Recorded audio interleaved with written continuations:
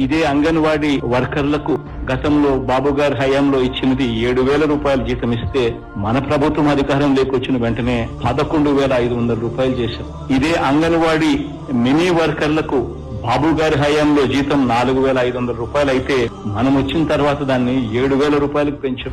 సంఘమిత్రులకు యానిమేటర్లకు బాబు గారి హయాంలో జీతం ఎంత అంటే 3,000 రూపాయలు ఇస్తే మనం వచ్చిన వెంటనే దాన్ని 10,000 చేశాం. మున్సిపల్ పారిశుద్ధ్య కార్మికులకు గత హయాంలో బాబు గారి హయాంలో 12,000 రూపాయలు అయితే మనం వచ్చిన వెంటనే దాన్ని 18,000కు చేశాం. ఇదే ఆశా వర్కర్లకు బాబు గారి హయాంలో జీతాలు ఎంత అంటే కేవలం 3,000 రూపాయలు ఇచ్చేవారు. మనం ఇవాళ ఇస్తా ఉన్నది 10,000 రూపాయలు కాదా అని చెప్పి ఒక్కసారి మనస్సాక్షిని అడగండి అని చెప్పి అడుగుతా ఉన్నాం.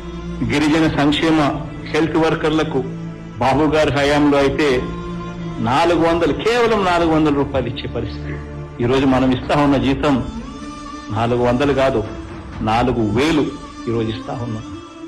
హోంగార్డులకు బాబు గారి హయాంలో జీతం 18,000 అయితే దాన్ని మనం పెంచి 21,300 ఇస్తా ఉన్నాం.